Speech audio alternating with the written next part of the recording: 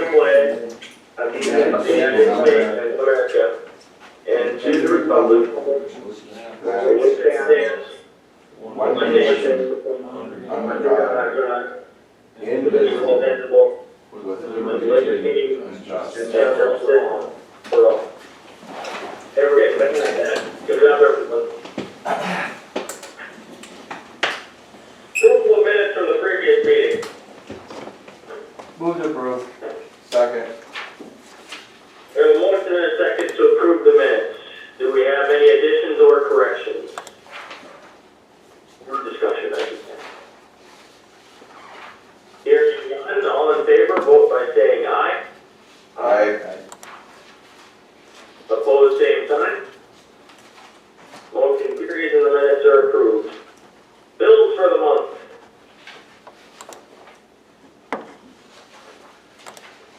Motion to approve. Second. Can I We add? have a motion and a second. Oh, go ahead. Andy? Yep, I need to add a few. Yeah. We have the law enforcement center bill to be paid, which is $65,543.22, and the reentry center is $3,900. And then the other one is germ shields that we purchased for $1,176. Germ shields? Okay, is it okay with the maker of the motion and the second if we just include those? That was my intention, yes. Okay.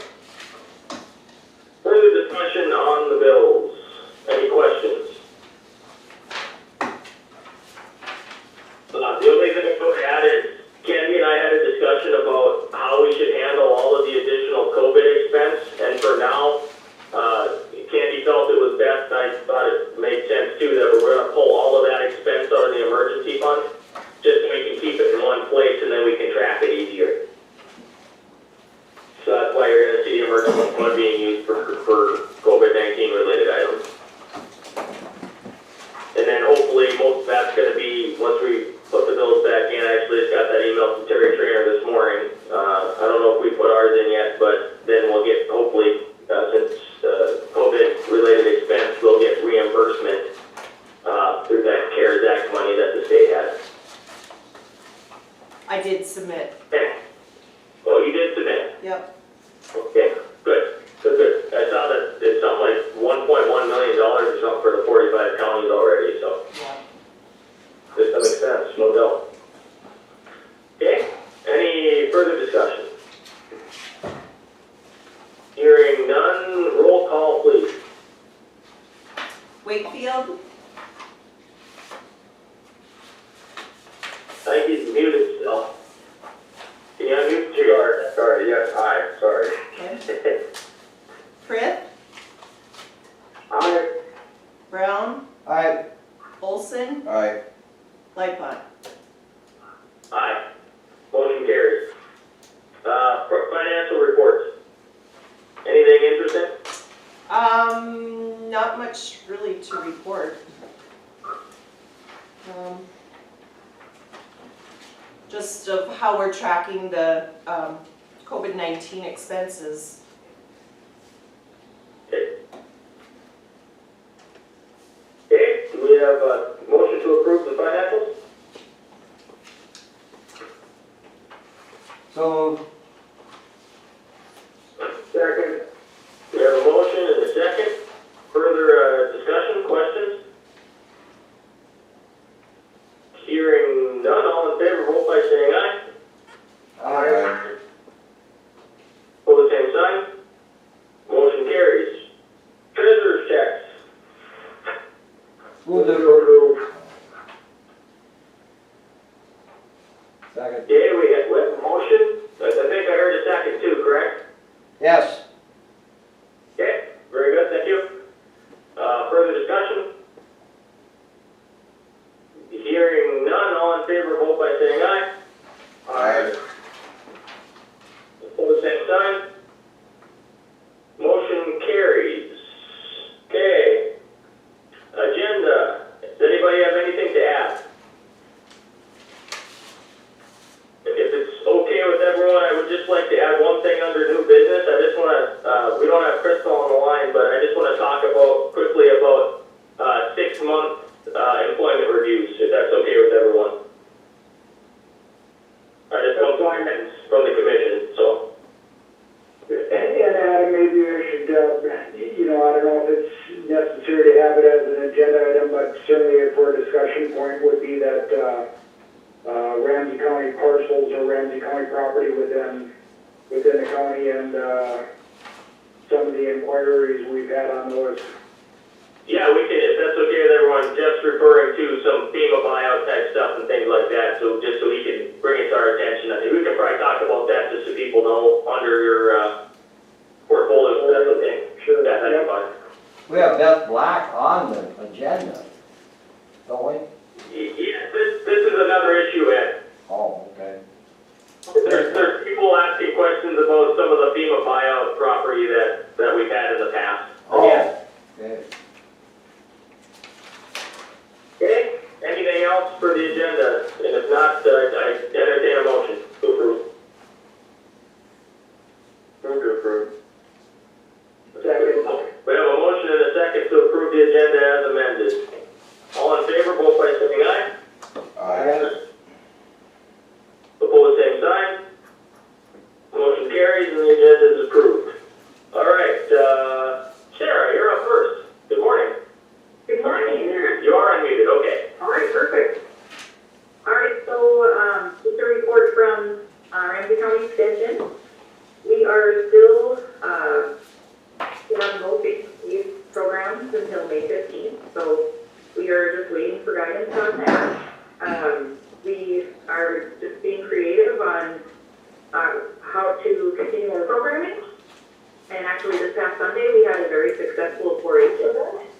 Which is usually face-to-face. We had our annual communication and clothing review, and we had actually 20 participants compete in the communication arts, which is our highest number in a very long time. So these kids were so resilient and they did such a great job. We are so proud of them. So if you like our Facebook page, we have some pictures of the kids taken from a computer. So it's just really, really different, but they did great. We had 8 participants in the clothing review. They modeled some clothes that they bought or sewed, and they did a great job. All of our summer programming is still up in the air. We have 10 mini camps planned, so we're just kind of waiting to see what we're going to do with that. We did receive 2 grants to do some junior master gardening. We hope to have a couple of classes, so we'll just kind of see how that happens. We've been in contact with the middle school. We're going to have a garden there for sure, no matter what. And we've also got a garden plot. So if anything, we may have a lot of produce to donate this summer to the Hope Center or whatever, but we're still going to go ahead with that. And then we've also talked about many different scenarios for our achievement days, which is our county fair, and it's supposed to be the end of June, so we're just kind of just waiting to see what happens. So that is kind of what we've been up to. Any questions? Does anybody have any questions for Sarah? Doesn't sound like it. I was gonna say, I saw the Zoom pictures of the kids doing their stuff. That looked pretty interesting. You said you had 20 kids doing communication arts. Maybe since we're all stuck at home, they want to communicate with each other. So. I know. Yeah. It's just good to see everybody. Yeah, it looked like it was fun. So. It was. All right. Thanks, Sarah. We appreciate it. Okay. On to Beth. Good morning, Beth. Good morning. We have just been, February 1st is when our year really starts off for our reassessment and our assessment. So it's been a busy time. April has probably been one of the busiest months I've ever had, just because there's been so many changes with how our meetings were held and just relearning how to do everything, but it actually amazingly worked out. And thank you, Steve, for helping me get over 40 meetings set up and ran, and actually actually there wasn't a single switch in one of them. It's great. I do want to let you know, I have Bob, Ayler from the president of Vanguard Appraisal, that should be on the line also. Steve, can we just check to make sure he's not muted at this time? Are you there, Bob? Was that, I kind of cut out, was that a yes? No? He's muted right now. Okay. There we go, he should be unmuted now. Oh, thanks. He's muted, yeah, I see that, I can see where he is. There we go. Bob? Well, he's kind of flipping on and off.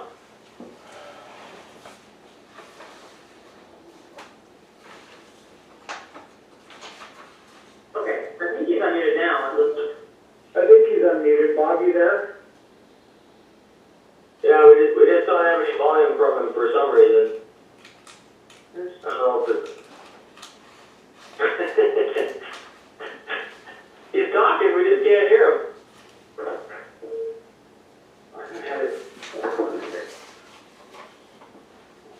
Yeah, if you can call Beth on your cell phone, that'd be fine, I suppose.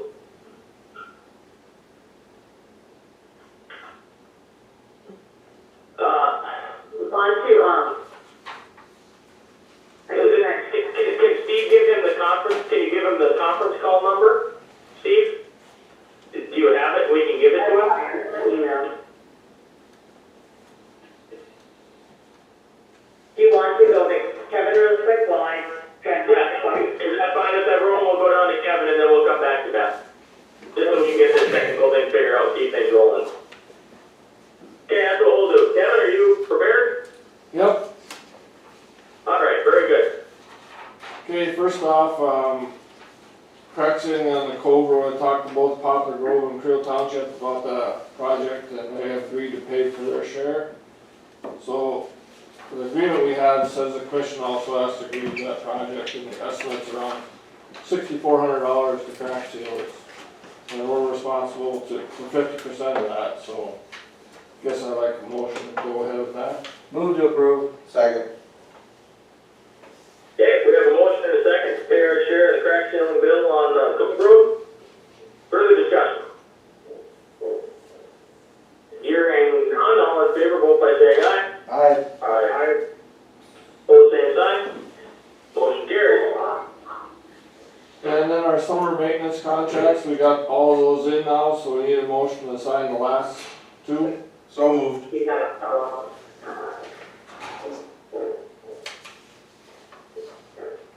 Second. Dave? Got a We second. had a motion, I'm sorry. Second. Okay, we had a motion and a second to sign the summer maintenance contracts. Further discussion? Hearing none, all in favor, vote by saying aye. Aye. Aye. Aye. Pose same sign. Motion carries. And those are all in now, so that's the end of those.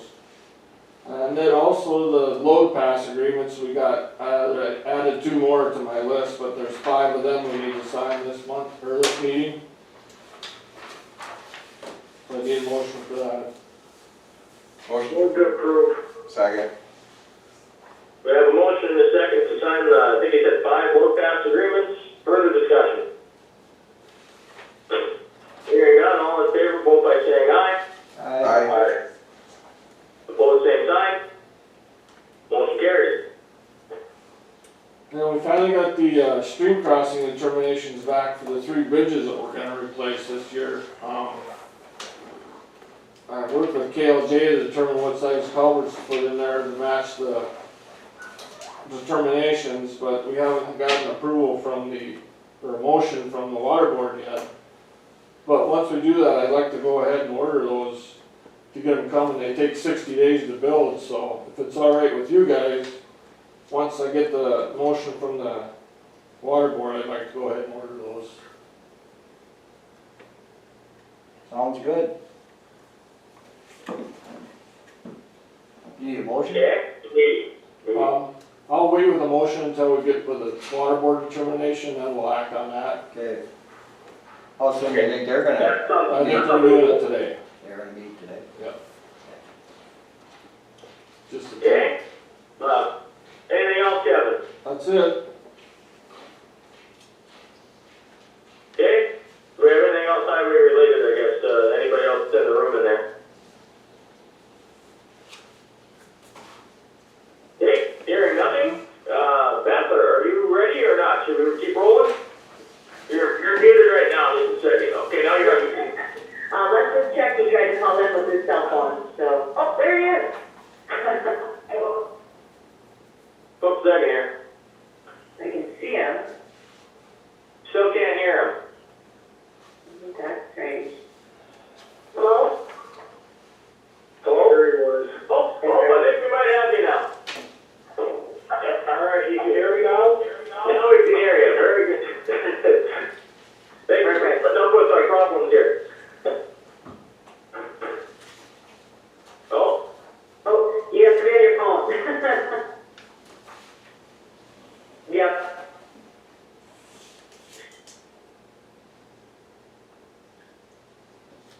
Are you, Bob?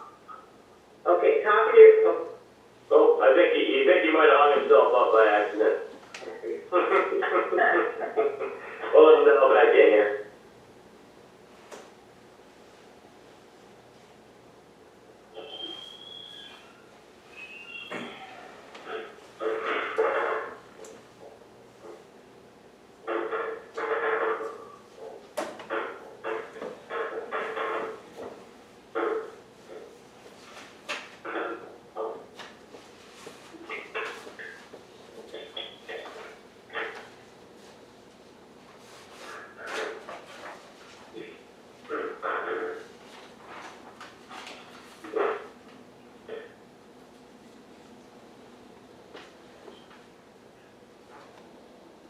Okay. There you are. You're in. I'm gonna try to put you on speaker this time. Great.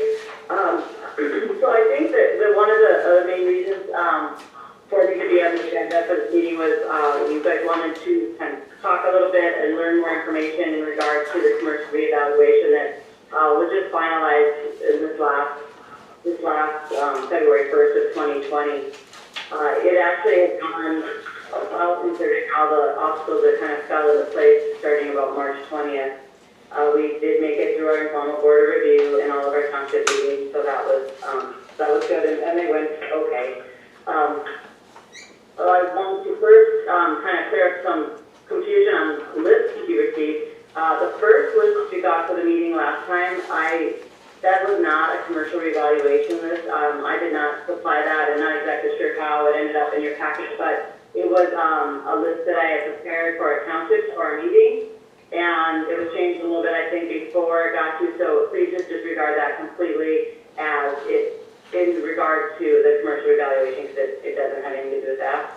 The second list, on Friday, I found out kind of that it needed to get it to you. All of our work is in our software, and so I tried to do an Excel spreadsheet. As soon as I sent it, I started noticing that there were some inconsistencies on the list, and I didn't like it. I realized then that the list we had generated with help back in January, and we had just made changes since then, and it just wasn't as accurate. And once I copied it over, formulas changed. So with the help of Bob yesterday, we went into our software and queried out a list that is showing exactly what the 244 parcels that Vanguard worked on and what the changes were for that. So from there, we can just kind of take a look at that and answer any questions that you have. Would you like Bob to give a little background, or? Yeah, I think it would be good if Bob would give us some background on how the process worked and some of the rationale behind how they set the numbers and everything. That would be good. Sure. The process, what a revaluation is, it's called a mass appraisal. So really what we're after are two things, is to try to arrive at market value, but to do it in a manner that is consistent so all properties are treated the same way. We were asked to do all the commercial properties in the county, plus we were asked to do some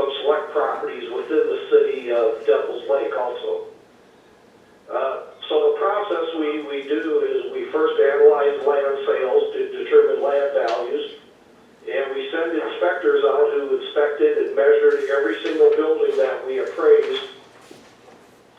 And they take that information and gets put into the computer and it calculates a replacement cost for every structure. Then when the appraiser comes in, he looks at the sales that have occurred. There was a letter, what's called a letter of transmittal, which was given to Beth's office, and it shows the sales that we analyzed.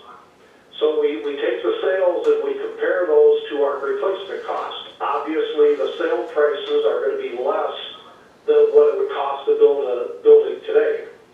And from those sales, we determine physical depreciation and obsolescence guidelines so that we get that adjusted cost down to the sale prices. And then whatever obsolescence and depreciation that these sales indicate, we apply that same depreciation obsolescence to all the properties. And then by doing it that way, we are achieving market value and doing it in a manner that is consistent so that all the properties are equitable with one another. We held informal hearings where we met with some property owners. We made some adjustments. I know when you do a project like this, the big concern is always the amount of value change. When we did this project, we purposely do not look at your own values. So we don't look, when we value a property, we do not know if the value is increasing or decreasing.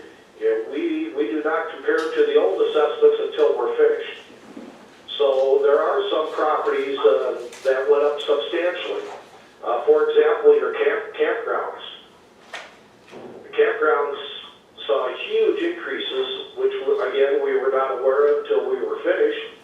And we met with a lot of the campground owners, and most of them indicated that they thought our value was in line. They were just concerned about the large increase in the value. There were, I believe, 2 campgrounds that we did adjust the values on, and that was because they have higher vacancy rates than what is typical for the campgrounds in that area. That pretty much sums up how the project was done. I'd be happy to answer any questions you might have, or if you want a further explanation of anything, let me know. Okay, thank you. I guess I'll start with asking, anybody have any questions to start with?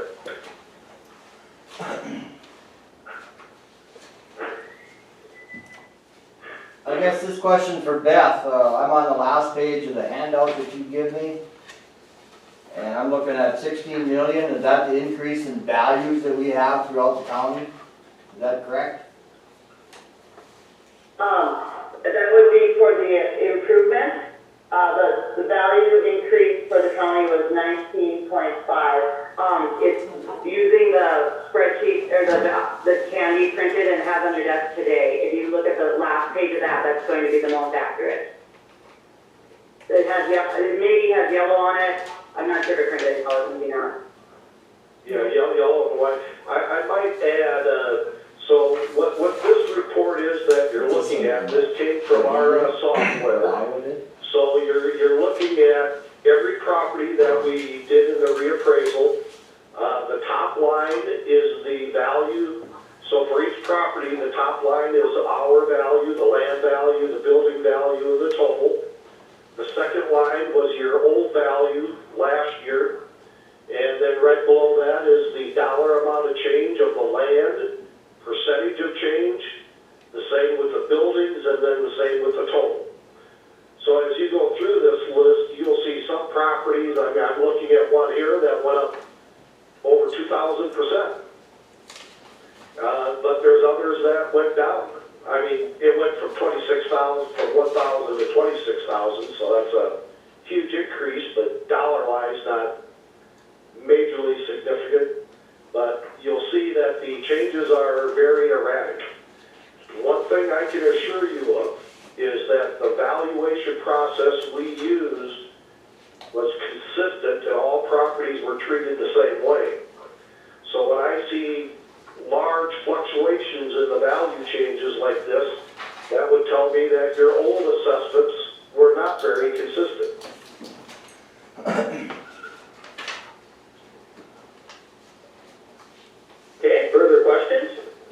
more question for Beth. When was the last time we had a complete evaluation of the commercial properties in Ramsey County? Could you tell me? I truly don't believe it was ever done. Considering just up until probably 2015, we still had assessors in each township. So they were all doing their own assessing. That was one of the reasons that kind of helped, or kind of made it clear that we needed to do that. We just have had so many different people working on commercial property that nothing was consistent. So I would say that we've never gone through a commercial reappraisal of this type. Beth, what do you think the percentage of increase in value of the commercial properties that we're putting on, or that we have in front of us? Is this 30% overall, the whole county? It's on the report, the last page of the report. If you go to the page, very last page, the bottom, very bottom right number is 39.40. That is your value change of the properties that we appraised. 39%? That'd be an increase, 39.40%, yes. One thing to note in that also is 49 parcels reduced in value. And that's reflected in that number.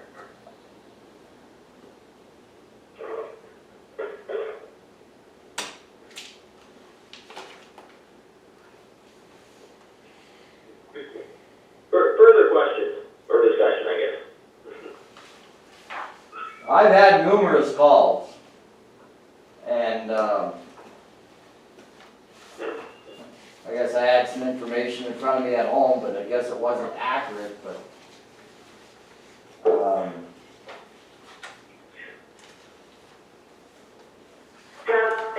Commissioner Brown, have the people that have contacted you, have they contacted me? last month, when I heard that initially, yes, they had tried to contact you, had difficulty getting a hold of you, but I believe they have gotten a hold of you since then. Okay. Who do you, I mean, was it more than 3 people, or what, like, how many people are you? One guy named out, one person named out 6 people that were upset. And But one person called you? no, I I had just want to make sure I contact you. I had numerous calls, but I can get the names of those people to you, I suppose. Okay. Yeah. I don't know. I mean, I've tried to reach out numerous times to every single person, and we, like I said, did set up public meetings where first in the letter they were allowed to do an informal review with us and with Vanguard appraisers, but also the township and city meetings, and we just didn't have, we had one person show up at a township meeting at this point. So that's where I just want to make sure I'm reaching out to everyone, because the biggest part of this for me is communication. I want to talk to everyone, and I want to hear what they have to say and make sure that our data is accurate and that they're being heard and that I'm not, I'm not making an error in something. So I really do hope that I've reached everybody. If not, I want to make sure I do before June. So if you have someone, let me know. I'll be great. I want to reach out. one of the concerns that I had was the property east of Devil's Lake on Highway 2. They feel that the consideration wasn't taken on how poor the land value is there and how unstable the land value is because it's sitting behind a dike. I think I did. Oh, sorry. Continue. I just kind of had to agree with them. I mean, I guess I realize how unstable that area is, and it's probably all the way up and down Highway 2. I guess we all know what Walmart had to do to get their facility in shape to build a building there. They removed how many feet of dirt and added fresh dirt, and so I don't know what value they're putting on Walmart in the city, but that's one of the biggest things they have east of town was how unstable the dirt was, how little, I'm sorry. go ahead. I would like to address that if I could. During our informal hearings, Beth, I don't know the exact number, we spoke with about 20 different individuals, and some of those were property owners on Highway 2. We actually, the best way to arrive at a value, obviously, is through comparable sales. There were 4 land sales of properties on Highway 2 that we did base our values on. So those sales, we had a lot of people talk about the floodplain, the high water table on Highway 2, but these properties that sold have those same issues, and we based our values on their actual sales. So those issues would have been reflected in those sale prices, so therefore they will be reflected in our value.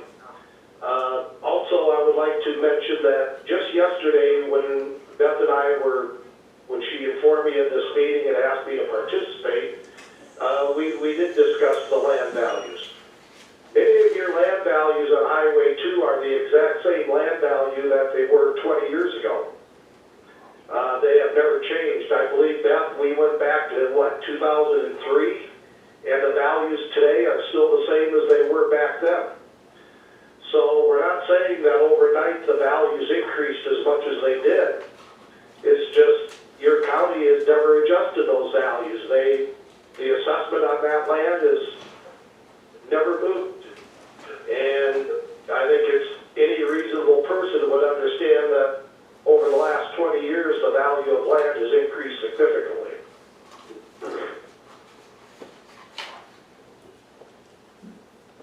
I would like to just share really quick on that property. I did go out and visit it personally on last Tuesday and took a look at it, and I understand the way the building was built that it probably does lead to some issues for them. And I decided to make some adjustments on the building, but that's when we really got into land, and I looked back, and my software only goes back to 2003, but never had a land value changed on that property since then. So I didn't adjust for the land as it's being valued similar to all the other properties in that area.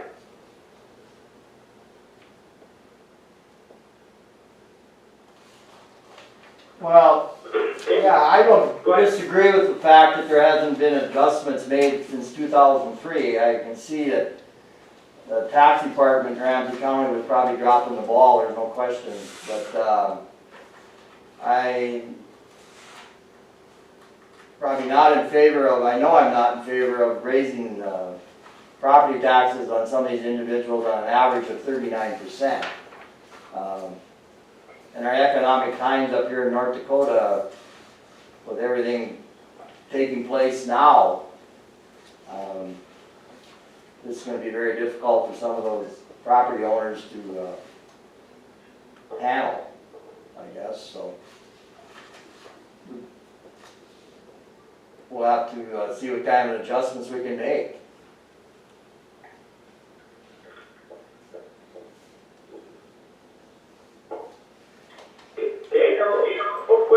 Okay. A couple things in that. I do understand that, and we're following the guideline of the law and how we are supposed to do the reappraisal. One thing I did speak with Gary Martinson. He couldn't be at this meeting today due to his retirement and that, but he'll be back in June at our meeting consulting. The values in the city of Devil's Lake did not change dramatically aside from their campground.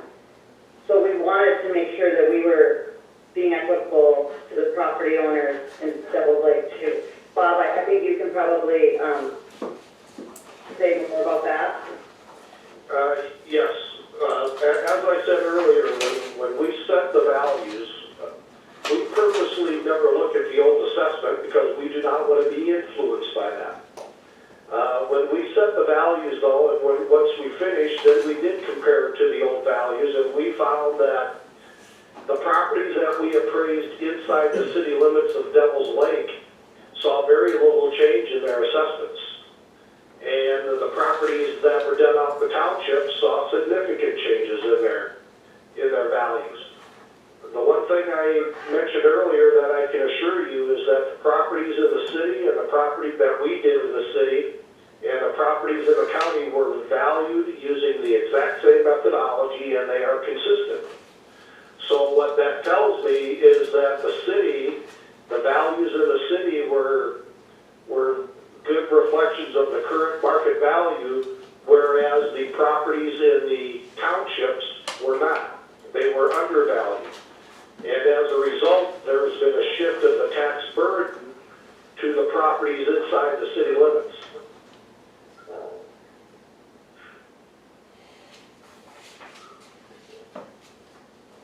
Okay, further questions, discussion? If I can just interject, I asked a question. I'm not disagreeing with the idea that we likely were not in line with actuals in terms of what we're assessing. My question has more to do with if we grant that we were out of line, is there a methodology that can allow us to sort of ease into the correct valuation? I get asked that question quite often. I'm sorry, were you finished? Yep, go ahead. I did not mean to interrupt. There are processes. We have what's called a map area factor, where you can apply a factor to all properties, and it will take the improvement values, the buildings, and adjust those values. But I get asked this question on a lot of reappraisals when the values change a lot. You've got to understand, as Beth said at the beginning, there were like 49 properties that saw a decrease. So if you make those changes, they're going to see even a larger decrease. Because anything you apply to remain equitable in your values will get applied to everybody. So properties that have already seen decreases will see larger decreases. It's not possible to make the adjustment parcel by parcel, not without considerable work to the Beth's office. From a standpoint of, from the assessment standpoint, the sales analysis that we conducted shows that the values are in line, and if Beth's office were to change the values just to, I guess, smoothen out the change, technically she would be in violation of state code, because she would intentionally be keeping the values below true and full value, which by code she is to be between 90 and 100%. So technically, I do believe that would be a violation of state law. And I understand, that perspective, and I'm not arguing that the county knows to knowingly or actively violate any requirements. Rather, what I'm thinking is there not a methodology where you can say, okay, right now we found that we need to increase by, say, 40%. Could we break it up such that, you essentially go up 10% a year plus whatever adjustment needs to be made on an annual basis due to continued fluctuations in valuation to get you there? Or is there something that we don't have any kind of a grace period ability on? The capabilities are there, so I'm looking here at the list that Beth sent. I'm looking at one property on page 24 of that report, and it's the very top property at 517 Main Street.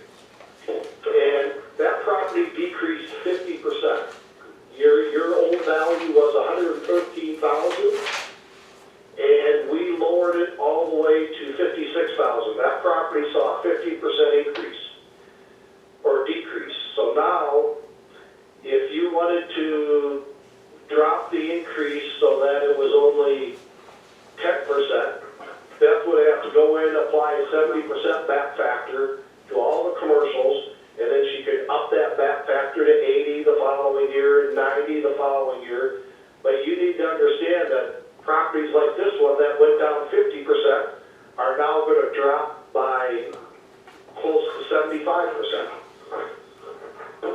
So, you're not just applying this to properties that saw increases. And then your equity between the city and the county would be created. If you want to maintain equity, which is the important part of the assessment process, you would have to apply that same discount to the properties within the city of Devil's Lake, which did not see the increases. But if you don't apply it to the city of Devil's Lake, then you are creating an equity in the assessments.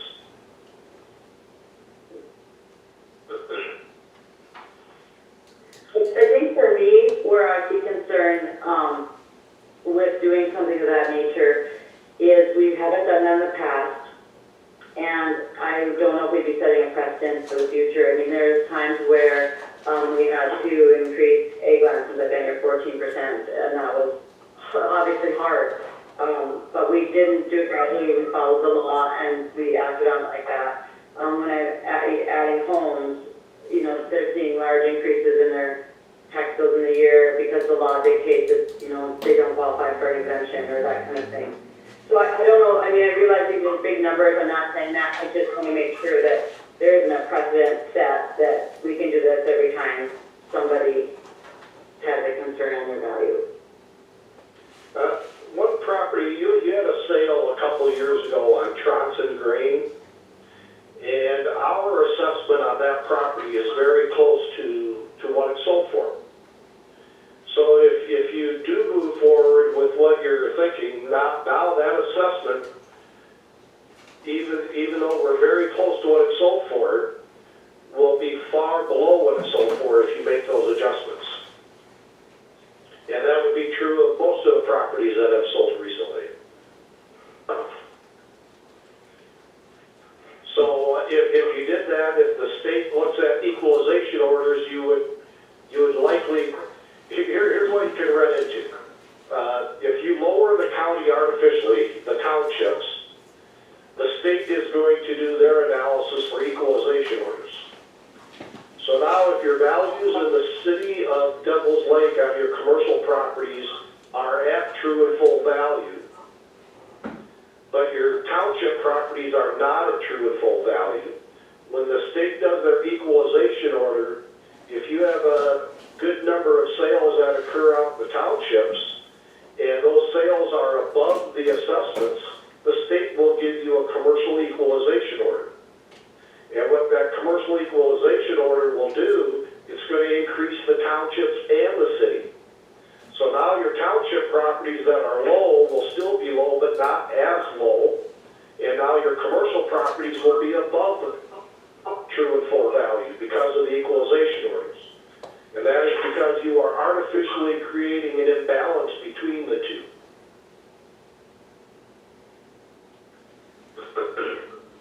So it is very problematic to make adjustments just because the value change and not because the values are not reflective of market value.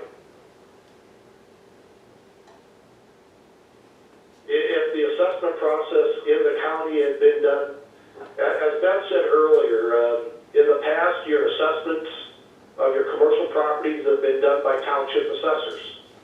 Township assessors have very little knowledge on valuing commercial property. They really have never been trained. If the process in the past had been the way it should have been done, you would have been seeing small increases pretty much during the good years. You've been seeing increases year after year in the market value, and nobody would have been commenting because they would have been small changes.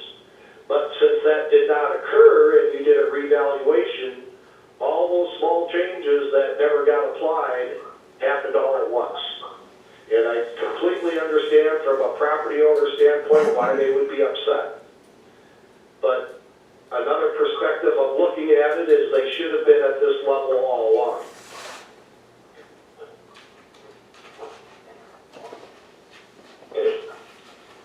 Just one question, Adam. One question for Bob. What was the percentage of increase you put on the properties, the commercial properties you did in the city, and how many did you do? I don't have that information in front of me. There weren't a whole lot we did in the city. There were about a dozen, I believe. And there was a grain elevator. There were a few out on the highway that we did. Ted Goslingo was the actual appraiser, and he is not here, so I can't speak exactly which properties they were. The city assessor's office, when he heard we were doing a reappraisal for the county, for the townships, he wanted these properties done so they would be equitable with the township properties. I can add just a clip to that, and that is exactly what it was. When we went forward with this, Gary wanted, leading edge and some of the properties that are the same along that area to be done together so that they would be equitable, so there wouldn't be any unfairness in that. So they had a campground in Devils Lake in the city limits. They knew we were doing 7 campgrounds, so it made sense for them to do that. So the properties that were picked were things like Bobcat, I know, Leading Edge, like properties, the county properties. I was just trying to get to the bottom of how much the city had to go up with their, I would anticipate they had to go up and increase their values on their properties that they had Vanguard do, but I was just trying to get a handle on what percentage they had to go up. Sure. From what I understand from Gary is, yes, their campgrounds saw a large increase, but the other properties, they didn't even have to send a notice of increase because they saw less than a 10% increase. Okay. They did have a couple properties that went down. An example would be the grain elevator, which we also saw that in some of the grain elevators that they were decreased to.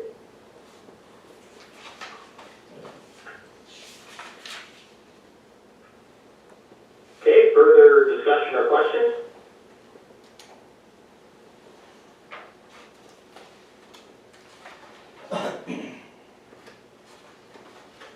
I guess I just have one question, and it just popped into my mind, and I guess it would probably be for Beth.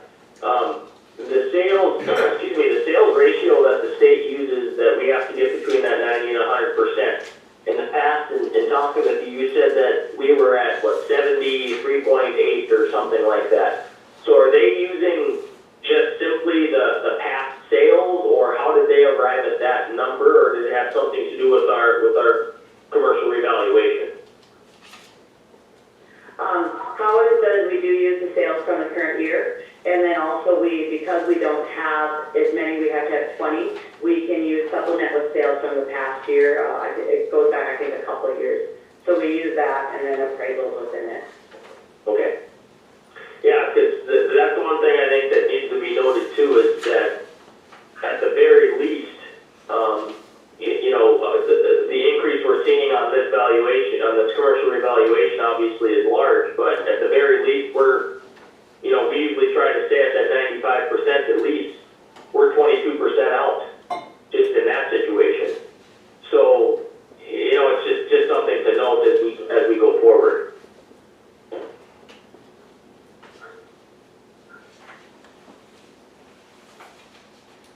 Okay, further questions? Well, we have Bob on the line and Beth.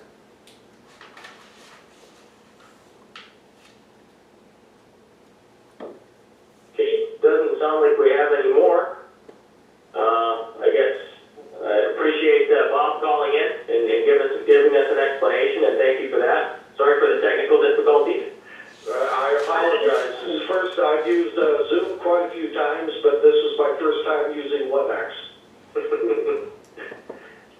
If it's okay, I have just one last thing I would like to bring up, or Commissioner Lightman. To make it really clear that I in no way want to insinuate or want anyone to think that I'm saying that the past assessors or any of the past assessments were not done well or not done properly. Everyone was using the best that they could with what they were given at the time, the way the laws were written at that time, and we've seen a lot of increase in value in the last 10 years, whether it's residential or commercial. So a lot of changes have probably come very quickly, and we can't just change one the county, you know, just back to the equitable thing, but I just want to make it clear that I in no way am saying that anyone wasn't doing their job. I feel that they were just trying to do it within the parameters that they were given at the time. Okay. Well, this is part of the ongoing discussion. Obviously, it's still I don't even know what date it is, 5th of May, something like that. So, we still have some time to chew this over, think about it, you know, how it's going to be handled, and then we've got the equalization meeting in the first meeting of June, correct, Beth? The Tuesday in June, yeah. That's usually the first Tuesday of June. So we have about another month to try to get things squared away. Any more concerns that any owners out there that have an increase or are concerned about their valuation can still talk with Beth, and we can still work through things previous to that equalization meeting and kind of parse through it. So yeah, any calls that anybody gets, don't hesitate to talk to Beth about it, and she'll get a hold of the landowners, the parcel owners, and we can hopefully work with them to try to get some things straightened out, because I know the ones that I've talked with her about, she's contacted and we worked on them and got those values more straightened in line with where the property owners thought. I don't know if they're happy about that yet, but still it's a process and we have to keep working on it, so. Okay, I'll give one last chance for questions.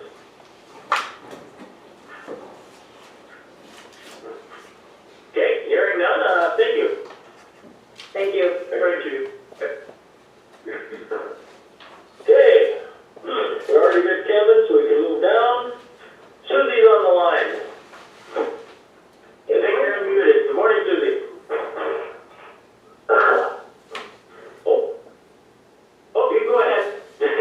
I guess would you like me to go ahead? I guess I'll just say where we're at here, and Susie can chime in.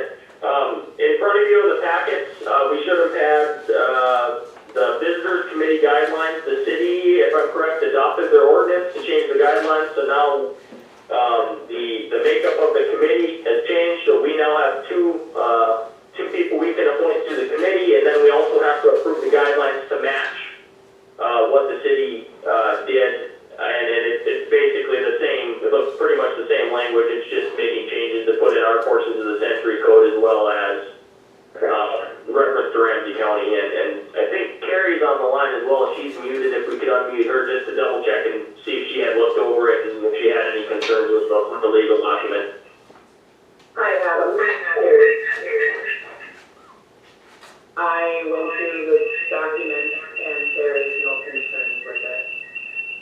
Good. No concerns with the document then? Fantastic. I don't know. I just looked it over. It looked like it was mostly just cursory changes, you know, and just straightforward stuff on how the committee works. So, or functions, I should say. And the only thing that changed on it from the last time you had seen it was that the city commission asked that the two members at large that are currently on the committee are now appointed by the city commission. The city commission will have two appointees, as well as Ramsey County will have two appointees.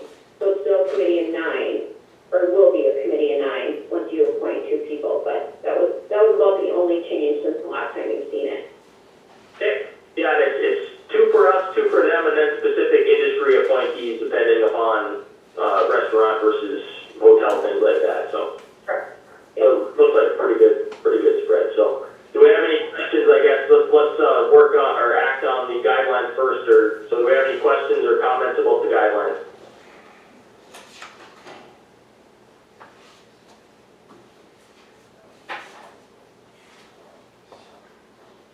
Okay. I think it looks good. I'll make a motion to go ahead and that we adopt that. Okay, we have a motion to approve the visitor committee guidelines. Do we have a second? Second. We have a second. Further discussion?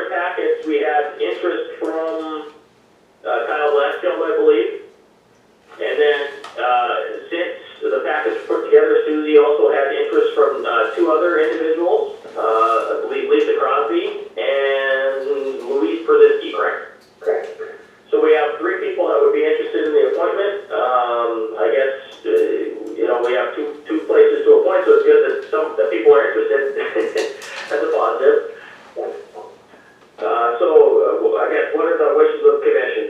Discussion on who we should appoint.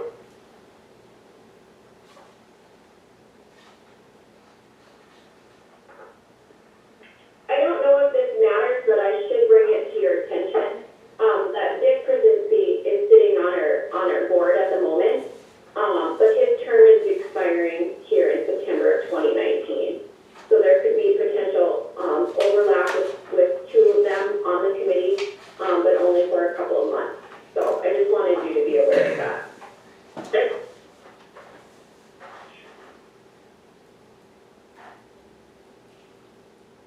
Okay, do we have any thoughts or opinions?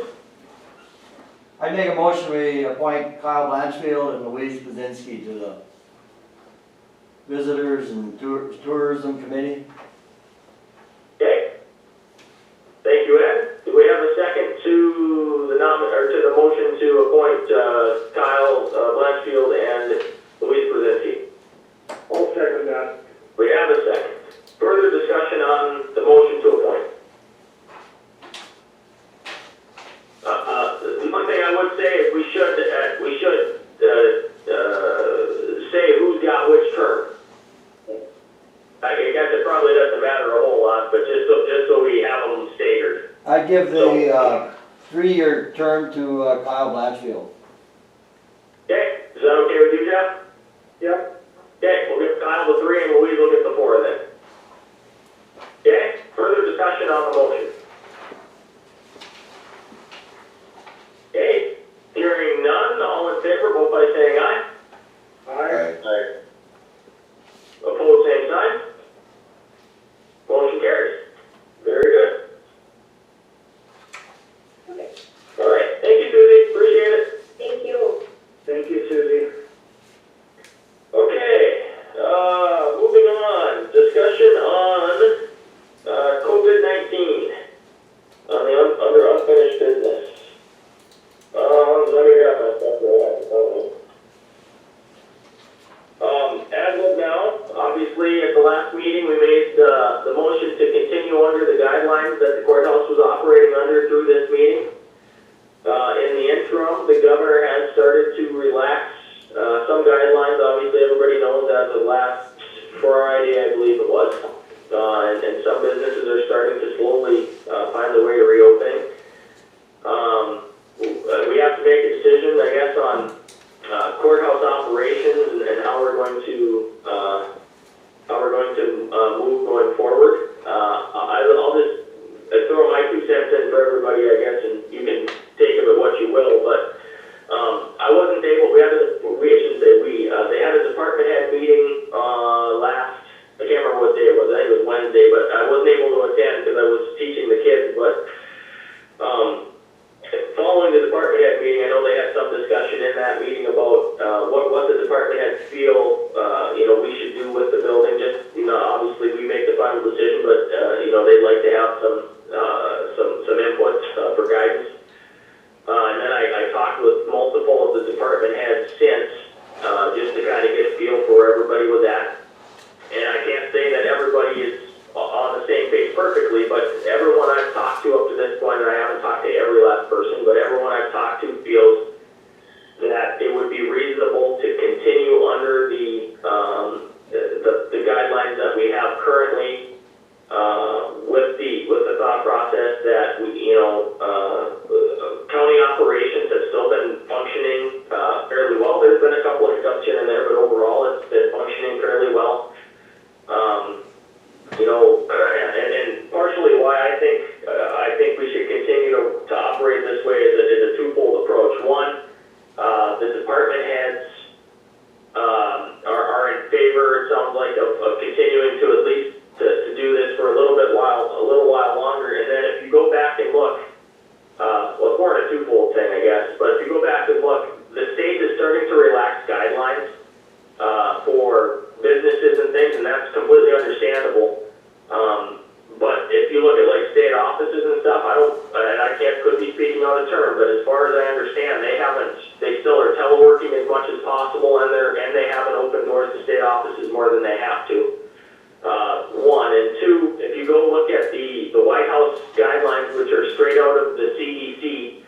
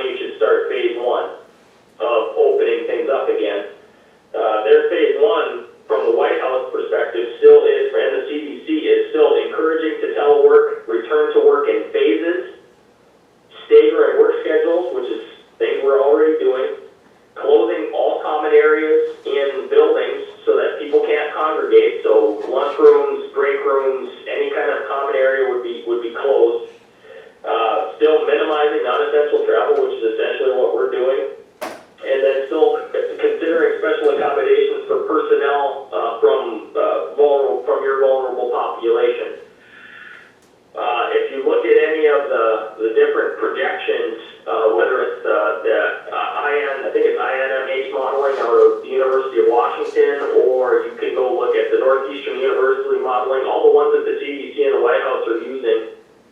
They're projecting North Dakota still hasn't hit its peak. We're still looking at like the 13th or 14th of May as a peak. So 14 days past that would put us at, basically the 28th of May, 1st of June area. So essentially that's where I'm drawing my rationale from. Now anybody can disagree with me, but to me, we're continuing to operate fairly well. The public, I haven't had one complaint from the public on how we're operating. The department heads have said that after the initial change, people have really become accustomed to it, and they're okay with it, and it's not like we're completely restricting access. We still are just asking for a by appointment whenever somebody has to come into the building. So my inclination and my thought is we should at least continue this for the next 2 weeks, and then in a 2-week interim, maybe either myself and then some of the department heads, we could have a committee approach to it to determine how we feel we should phase back into opening the building and when that date should be then, and then we could bring recommendations to the next meeting for the commission. So I'll take, I guess, any comments. I could be completely off base, but that's how I feel at this point. I want to direct maybe Candy or Chris, court system, what are they doing? Are they doing the same thing they were doing 2 weeks ago, or? Okay.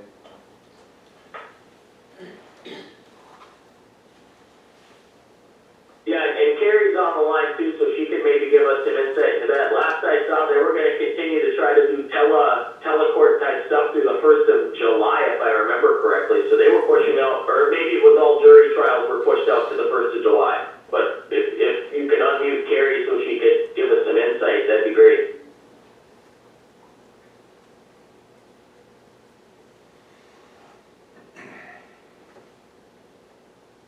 Oh, there we go. Yep, we can hear you now. Okay, so the court system is doing telehearing. Trials are pushed off through the middle of July. We're really only holding in-person hearings for people that are in custody or other emergency type situations. Has there been any indication as to, so basically the indication is since they don't want to have jury trials until mid-July is that I would assume they're thinking that they're going to start not doing more in-person stuff until probably sometime in that time frame then. That is required. Okay. Yes, and just for your information, a typical courtroom setting is court staff, myself, defense counsel, and other parties typically appear by phone. Okay. So you guys are social distancing as best as possible and making do. Correct. Okay, further discussion on that.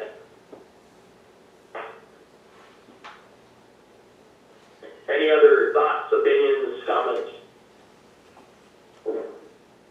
Adam, do you need a motion to approve that extension? I would, yeah, we're gonna have to since if not, I guess everything would expire as of the end of today or this meeting. Okay, then I'd make that motion. I'll second that. Okay, we have a motion and a second. So you're saying basically you want to continue what we're doing through next meeting and then in the interim we'll come up with some guidelines to phase our way back in and try to figure out a date that would work then. Yeah, that would be great. Okay, we have a motion and a second on the table to do that. Do we have any further discussion? Just one question, just one question for the elected officials, I want them to be involved in this also. Carrie and Candy and the recorder and the treasurer. You people are all right with this? You feel this is what we should do? Yes. We've already made changes in guidelines for election. I would like to just have it closed. Because we're gonna get a mad rush of people and make it more confusing if we change what we've already put out there to people for voting. I mean, for my department. but it works how we've been doing it, so. Well, I'm just asking, I want them to be involved in this decision also. Because it's not the commissioners that are in here every day, it's the elected official. Is Carrie still on the phone? I am, can you hear me? Yes. Okay? So from my office's perspective, any of the public, we have our number posted, I have my cell phone number posted. We haven't really had any communication issues that have been brought to my attention. When we look at reopening, we will have to do some sort of a staggered system, because if somebody was to get sick in the state attorney's office, those hearings still have to go on. People are still being arrested, people have mental health issues. Children have issues.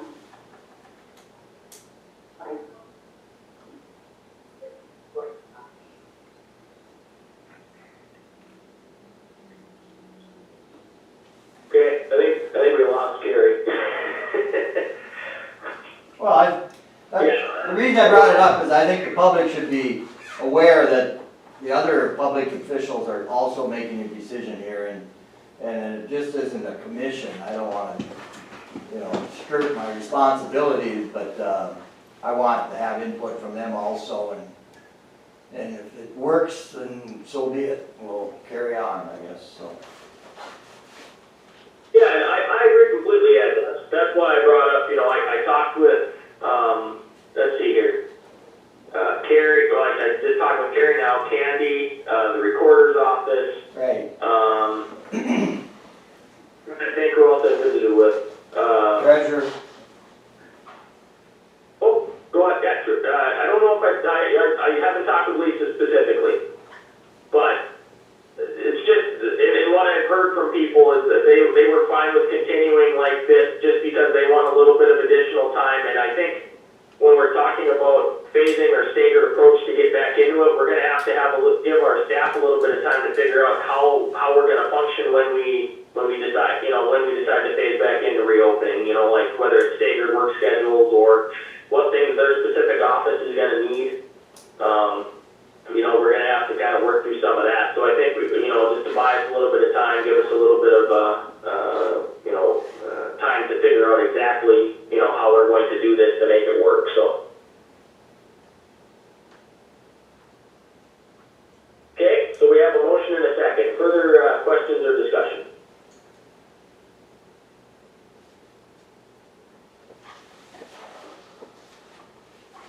Okay, hearing none, all in favor, vote by saying aye.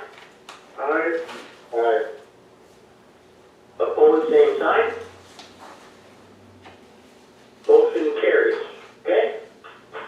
Very good, thank you. Now we'll run into new business. Approval of ESRI billing with the yearly maintenance, which is $3,000, and then the city pays their portion, that's just $2,500.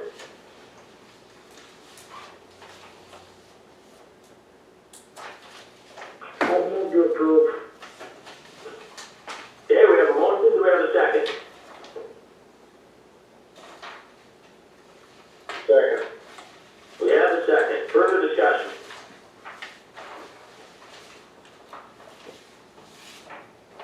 Hearing none, roll call please. Brown, Right. Olson, Aye. Frith, Aye. Wakefield, Aye. Lightfon. Aye. Motion carries with post paid. Approval of pre-application for the CDBG, I always have to slow down when I say that, block grant from the LEC, and we have Rob on the line to give us a little bit of information, and this has to do with our siren project, I believe. Morning, Rob. Oh, you're talking and we can't hear you.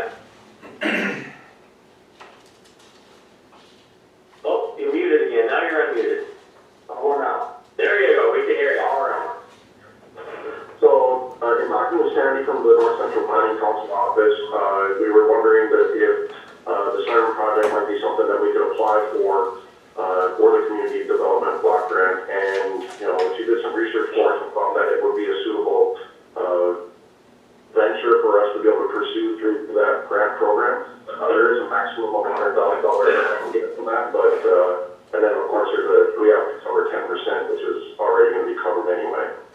So it's just, it was a no-brainer to do the pre-app and see if we can get some additional funding that way. All right. And basically, with just similar to the handicapped accessible entrance, we are the sponsoring commission for the application going in then. Correct, yeah.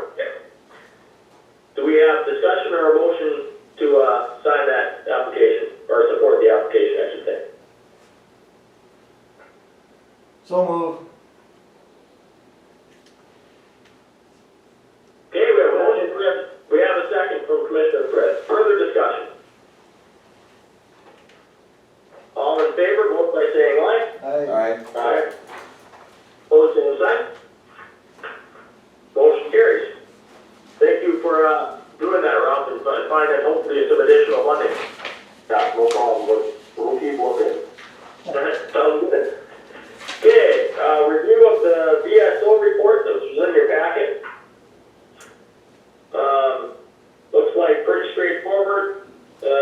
Number of vets coming down in person, coming in person is down a little, which is understandable.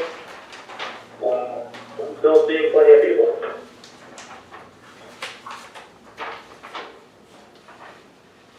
Okay. From there, we will go to new business, 6-month employment review, and I think we have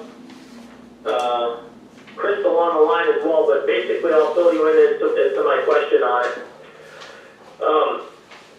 On our, we used to have, well, I shouldn't say used to have, there's a 6-month employment review stipulated and, I don't know if it's necessarily required, but stipulated in our personnel policy. The 6-month employment review used to be that we had a probationary period under our policy. And if I'm saying this wrong, Crystal, at the end you can chip in and correct, but our policy doesn't have that probationary period anymore because we're a right to work applicable employer. Basically, at any point in time, if somebody isn't doing the job correctly, if duly noted, you could separate from that employee at that point. But we used to have the probationary period, now we don't, but we still have a stipulation for a 6-month review on new hires just to give guidance and feedback on how they're doing their job and maybe areas you see where they could strengthen and things like that. But as one of the stipulations, it used to be that we used to look at possibly a wage increase at that 6-month review after the probationary period. Now our policy states that a wage increase shouldn't be expected necessarily, but it is still a possibility. So how would we like to handle that going forward as a commission? If we're doing a 6-month review, do we want the commission, the portfolio holder to do the review, and then the commission to weigh in on if we feel a pay increase is reasonable, or off of that recommendation from the portfolio holder, can the portfolio holder do it, or how do we want to handle that? Because there's no clarity in our policy on how that should be handled.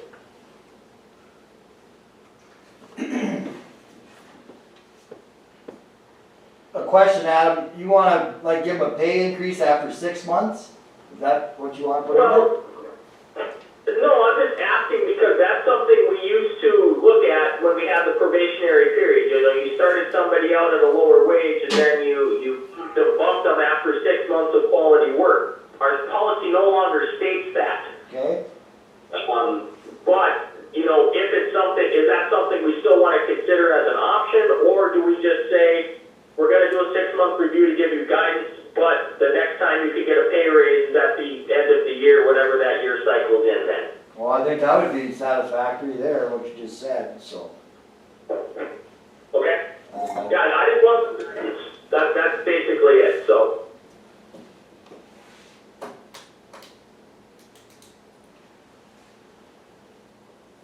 Okay, do we have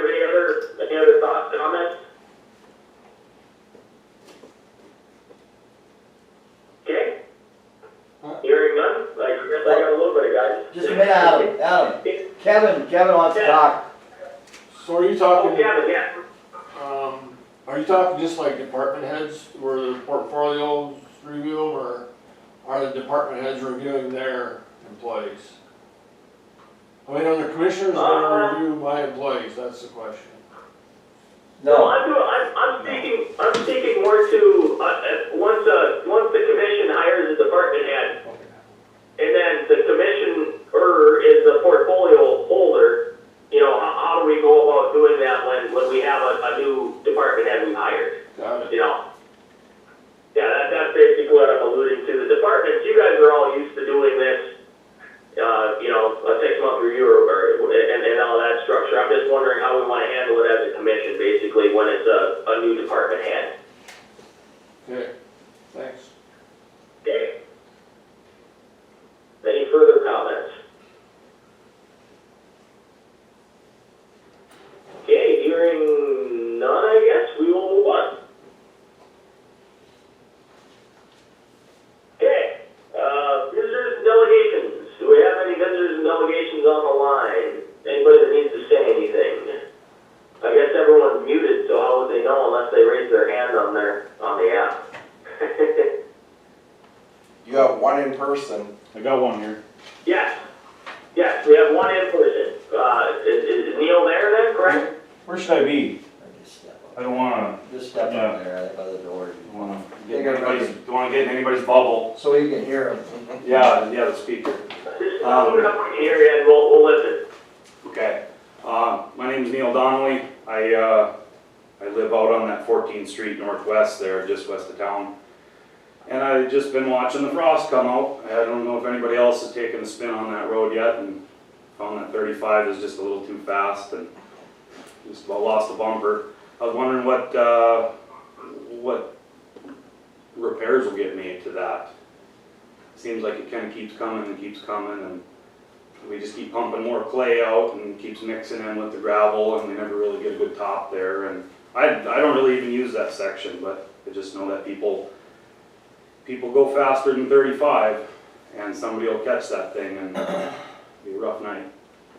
I'm sure Kevin will agree that we'll have to see what happens when the frost gets done coming out, which I think the rain will bring it out It's faster now. been getting better. I mean, the other spots down closer to Strandy's have really started healing up nice. They were really boiling out good and they came back nice. But I just know people go so fast on that road and I just worry that it's gonna be a big issue with somebody one night and. Signage, get people to slow down, Well, does that that, help, or and then I don't know if there's any signage for like the big trucks that come. is there big trucks on it? Well, I mean, you You see gotta anything. get signs up to keep them off. There was, I know we see the BNSF truck go by almost daily. Sometimes it's loaded with stuff, sometimes it isn't. Burlington Railroad? Oh yeah, they've got like a crane truck that comes by. I mean, I don't think it's anything too crazy. You see charter buses come by. Obviously when school's in session and sports are going on, they just come whizzing by, in and out and in and out. And then, I know sometimes the trucker will forget which road he's on, which happens. I mean, I don't expect anybody to turn around, but I mean, you just never know what's gonna come down that road. It's such a convenient road to be traveling on. I just never know what kind of maintenance is coming.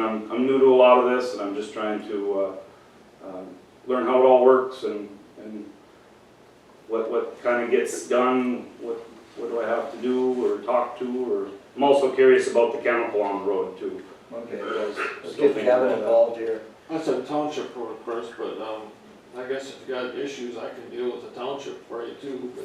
And see, I'm just reaching out to them a little bit too, trying to figure out what's capable. I did talk to them about the chemical, and there's just no way that they don't do it, you know, the theory is they do it for one, they have to do it for all. And I get that, that's the fair thing to do. But I just don't know if they have the funding for it, and, you know, maybe I need to talk to them a little bit more and talk to more of them and stuff, but just really curious about the frost boils was the big thing coming out, and then the chemical. I know last year we spoke a little bit about that. When we made the motion last time, we included that road, right? All the roads we did last year, we're gonna do this year? Yeah, that's not a county road though, so last year we made the motion to share that 50-50 cost. And then this year, we're sharing it 25-75.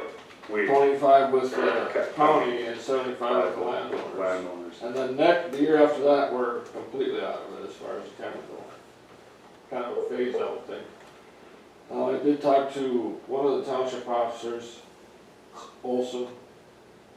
Can't think of his first name now, but he did want us, Randy Olson, he wanted us to blade it, which now it's rained, so we'll stay out for a while, but that's about all I know about what's going on today.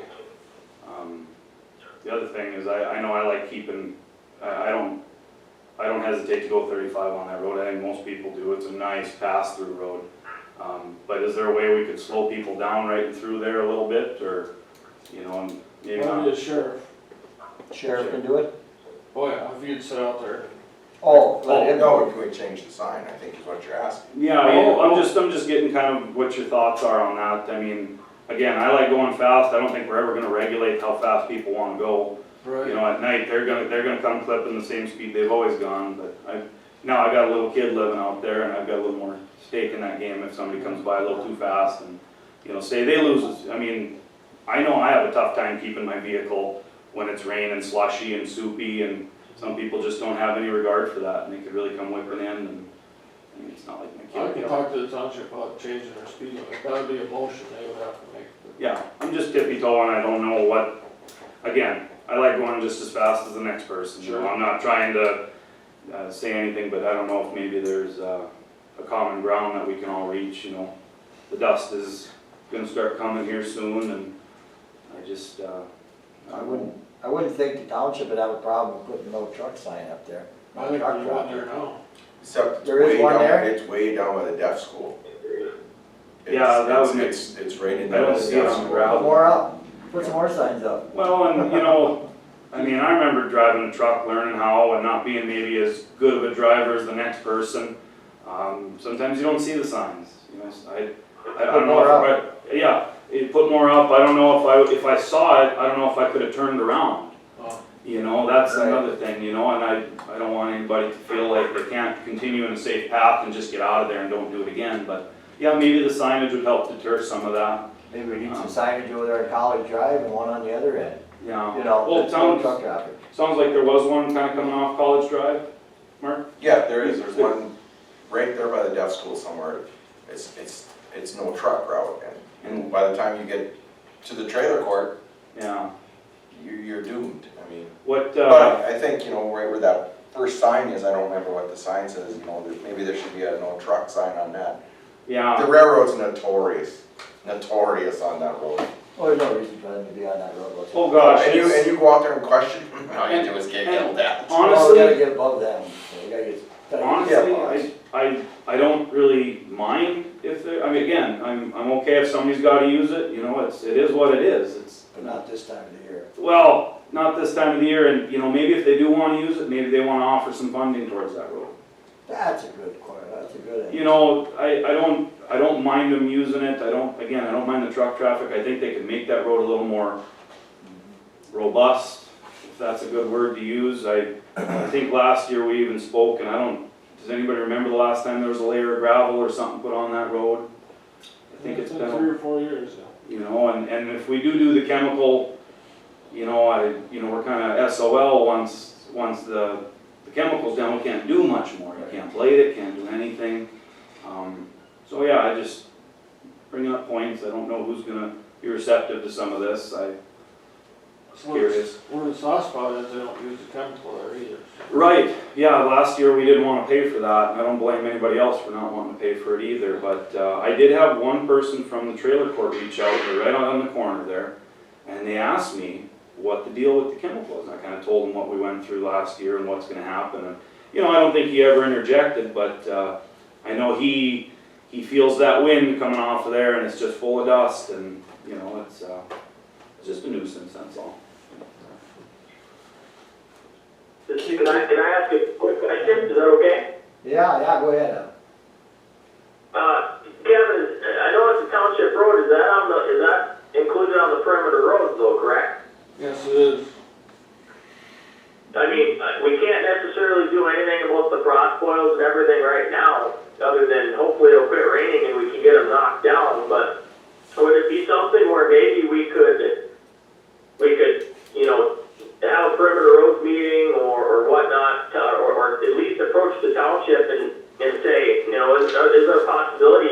started putting concrete in boil areas and stuff like that with our rototiller, if they would pay for the material or something for it, we could, you know, volunteer basically paying for the manpower to get the job done. You know, so maybe we could make it better in the future or something like that. I mean, just try to meet them halfway. I mean, it's not technically our responsibility, but at the same time, you know, that road's traveled a lot, and we need to keep it in good shape. So, I mean, maybe it's something where we can meet them halfway. If they're willing to pay for the material, we can do the work, and we can maybe make it better in the future.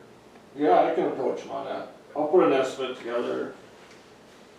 Well, I kinda have a question. Yeah, I mean, Regarding that whole deal too, maybe we should just take that road back. I mean, you get calls, we get calls, we spend a lot of, every year we go through this. Maybe Ramsey County just needs to take that road back. Give it to the city. Well, I think the city should have an equal say in Absolutely this. they I don't know should, why because- they can step out as easy as they do. Go ahead.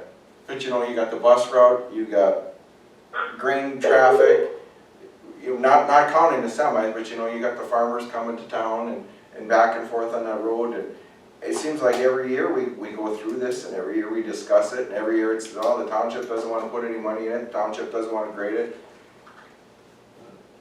I can't even imagine the amount of phone calls you get over it some days. Maybe we should just take that road back. Well, it's kinda like the Cove Road, you know, we just made an agreement with them that, we don't own that either in any shape or form, so. But the Cove Road has a bonus, it's paved. I mean, this road isn't paved or never will be, But so. it's even more maintenance on a paved road, you There know, might- cost wise. There might also be some talk about, you know, why that's so well maintained as to, you know, they do have some population over there. I think they do have a lot Yeah. more rolling into their county, and speaking with one of the township members, you know, I asked them, I said, you know, were you guys ever apart? You know, they were a part of the same township at one time, and it didn't sound like there was a lot of love from one side of Highway 2 to the other. So that's why the split happened and it occurred, but I do think, you know, that did hurt that township a little more financially. So, anyways, my other question was counts. I think we've talked about counts before on that road. Are there any projected for this year?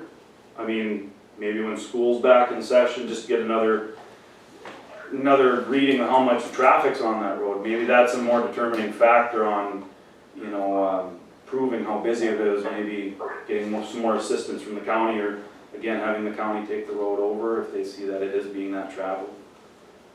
We can do counts up there. Sure, that's no problem. But, you know, do them during, hopefully, well, it's gonna be probably a little bit different now with this COVID thing going on, but I just remember bus after bus after bus, and it was school nights, you know, I mean, it wasn't just weekends, and then you have the softball on the weekends, and you know, it's a nice, easy route coming from the west to get into the sports complex and stuff, and it'd just be nice to see that get reflected, because I don't know when the counts get put down.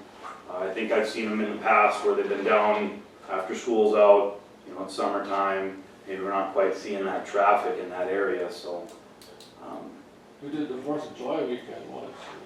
Yeah, You noticed the difference. and that's gonna be busy too, but it doesn't reflect that school traffic, you know, that heavy school traffic and school sports. And again, it's such a nice road to have to get in and out of town. I mean, again, I like going fast like everybody else, so I don't want to slow anyone down. I just know it'd be nice to have some help on it. Where's the city line end on that road? Go for that? Where the pavement ends and then it starts up again. Yep. Where the pavement starts. At the intersection out there, west, where you jump Yeah. down the highway too. Well, that's where the new industrial park is. So it's just there right up by school for that then, is that where the pavement ends, where does it end? Trailer court. Right after the last trailer there, yeah. So there's about 300 yards of road there, is that what it is? 3/4 of a mile. Is it that far? Wasn't it like 1,600 and some yards, or Is it? 600 feet. 1,600 feet or yard? It'd have to be feet. It's just short, it's about 3/4 of a mile, so it'd be 400 feet or 4,000 feet. Like Adam, you brought up the perimeter road committee, we should get this road back on that agenda, I think, too. sometime. Yeah, I agree. I think it's something, you know, and to Mark's comment, I mean, it's a continual thing. It seems like every year we're talking Yeah. about it, and I don't know what the solution is. I mean, other than maybe we have to talk with the city and find a way to, I hesitate to want to take it back over, but at the same time, you know, we have to have a township that's willing to work with us too, and put some money into things when there's a problem, you know. So it's, and I understand wanting to be frugal too. So it's kind of a tough solution, but I think we need to, whenever we have a chance, when hopefully this thing simmers down or something, we can social distance and get in a room and talk about it and figure out how we should approach it. I mean, that doesn't solve the problem in any immediacy right now, but maybe we can make it better in the future. And but I think it's something we definitely need to sit down and talk about. Well, I'd really like to see the city chip in some money, because every time something happens in the city, in the roads, it greatly affects that road. I mean, I'm assuming they're gonna top Highway 2 or something. They're gonna do something on Highway 2 this spring. widening the shoulders. Okay, so everybody's gonna be wanting to get off of Highway 2 as soon as possible. They're gonna slip on that road all summer long again this summer. Yeah. Last year was the underpass. Every time the city does something, it affects that road huge, because it's the sneak-in road. I agree. I Yeah, no doubt about that. It's just like when they resurfaced out north here, you know, they all came across the truck route. Then all those came back down that same road again, so.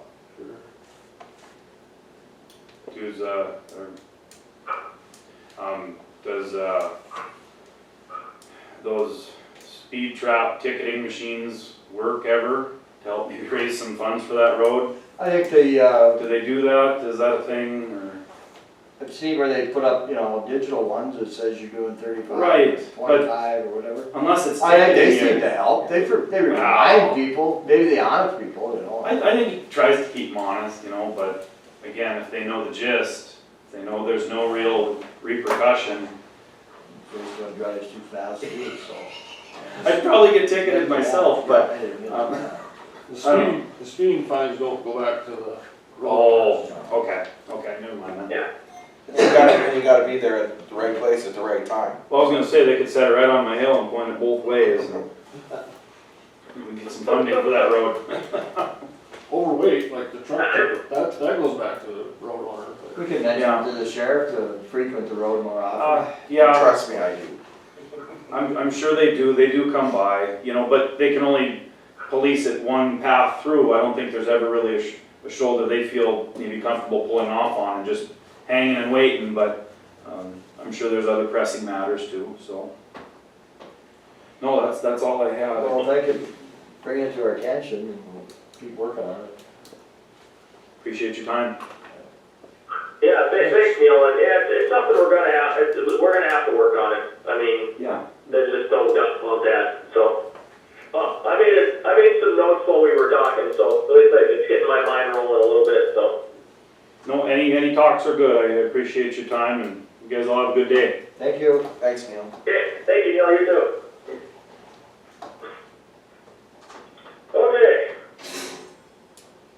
Let's go to portfolios. I guess we can start with Commissioner Brett.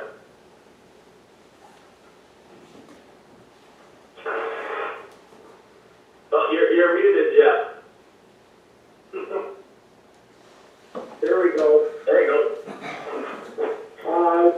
We've heard from both, Sarah and Terry today. Yesterday we had an airport authority meeting, and, things are slow to a standstill out there, with the whole COVID thing and that kind of, activities going on out there. It is, there's been some talk in the news about a big funding package coming through with for the CARES package. $1.8 million down to $1.3 million.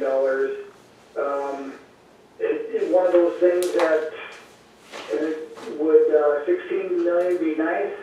It would probably fund a lot of our wish list for the next 3-4 years. But we're working with our engineers, our consultants, and the Aeronautics Association to make sure that what we do get is very well spent, I guess, kind of thing out there. So, and I think it was a week ago, Susie, if you could remind me, I think it was a week ago that we got together with the chamber, met a week ago and went over some of the things that's going on at the chamber office and some of the cancellations in your activities throughout the summer. I know the walleye fishing tournament has been postponed, canceled for this season, the Devil Lake Chamber walleye fishing tournament. One of the things that Chamber and Susie helps out with a lot is the drive-in movie nights. The next one is tonight at the City Plaza parking lot, so. Yep, correct, and I actually just snuck away to drop the screen, so we're good. Great. Yeah. Yeah. And I think the weather's gonna cooperate tonight. It may be a little chilly again, but, that works out perfect for social distancing. Everybody wants to stay in their vehicle anyway. Exactly. Yeah.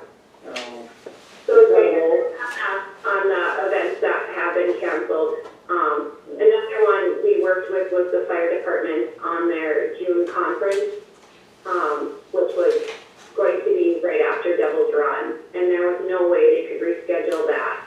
And with essential employees not really being able to travel around the state right now, they felt it was best just to cancel that one.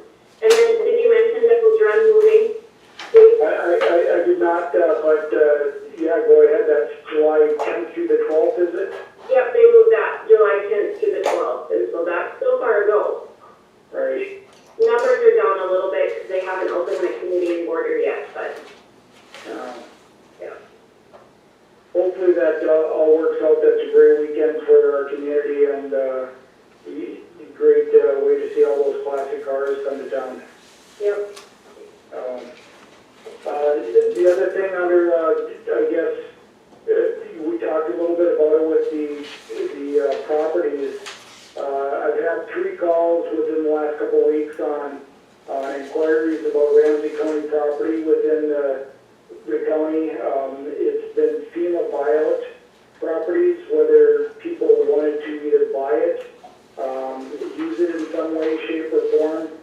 And Carrie and I have been in discussion with one of them, and we took a look at that and we looked at, if it's a FEMA buyout, we can't really sell it to a private individual. We can grant an easement of some sort, or we could transfer the property to another political subdivision, like a park or a recreation type of activity. But FEMA, once they buy it out, they don't want people to go in there and put buildings in. I've had a few calls on those, and one kind of, reporting their neighbor of utilizing the property that's next to them for their own personal uses. One, a couple others looking at buying it outright. And Carrie, you could maybe, if you wanted to chime in on this, the one that we talked about over in the city of Prairie, or close to Prairie, was a FEMA buyout for Ramsey County. And I had Steve kind of help me do a query list on all Ramsey County properties and that we have, and the list is substantial.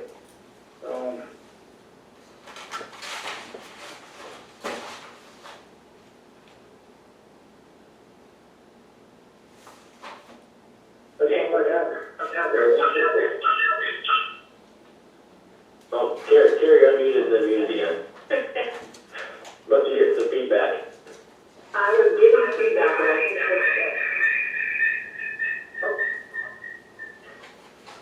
Can you hear me? Now we can. Oh, for challenging. Okay.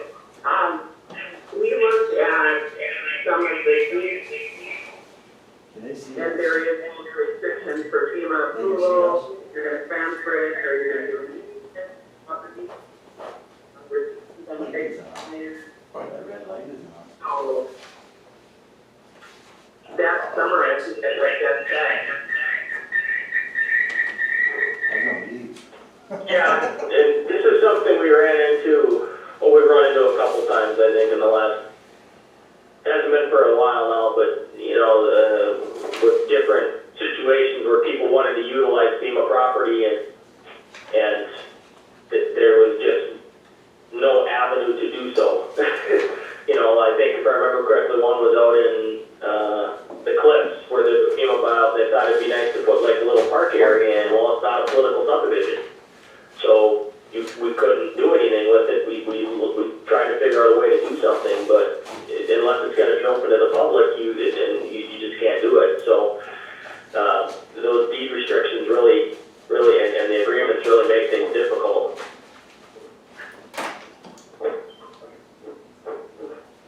But it's something to continue to look at, and if Commissioner Frith wants to continue to kind of look into it, and then if there's anything that the commission needs to look at, I suppose we can do that in the future. So just so it's on everybody's radar.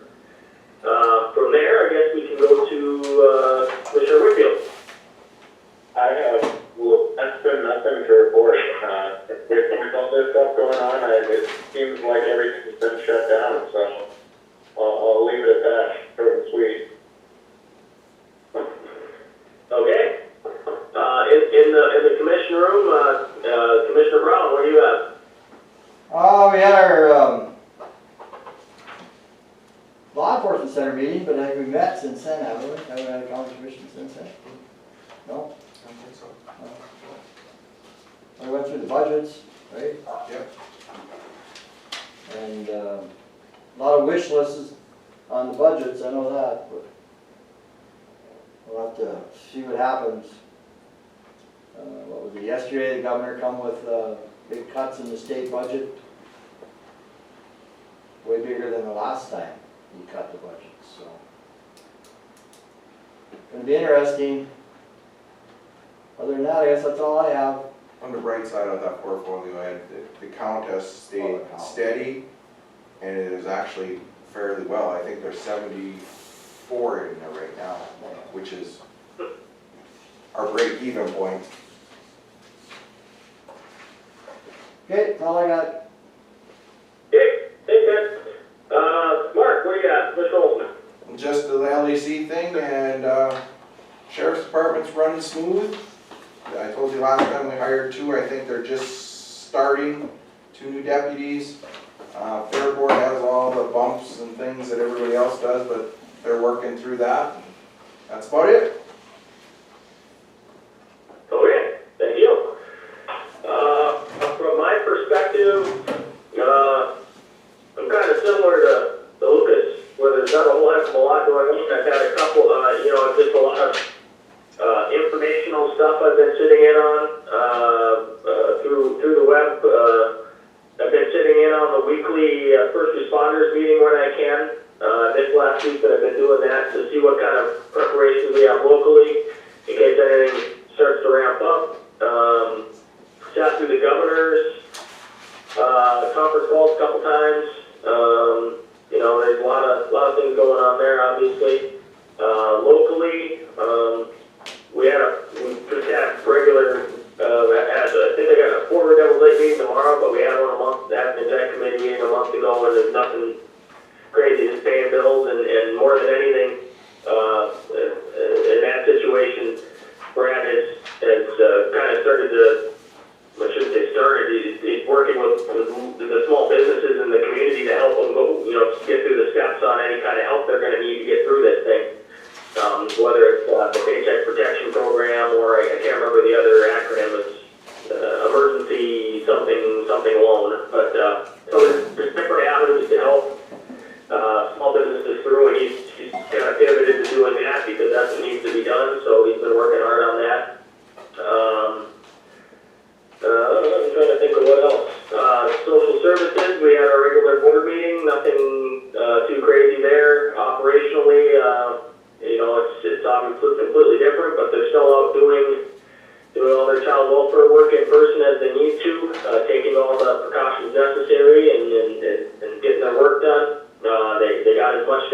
home, teleworking as they can.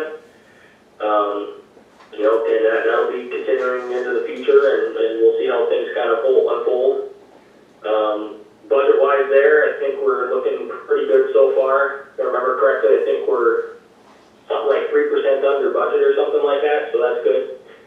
I'm trying to think any other outside stuff that I'm on.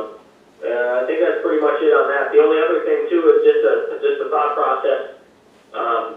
You know, we had talked, you know, last budget cycle, the health insurance kind of shocked us. You know, having to move up that premium quite a bit on our portion. I've been tracking that with the help of, I should say I've been doing it. Candy and David have been doing it, and I asked them for information on it. And right now, you know, we were projected that if we spent at the level that Blue Cross Blue Shield was telling us that we needed to charge, we were even at that point still projected at a $250,000 deficit.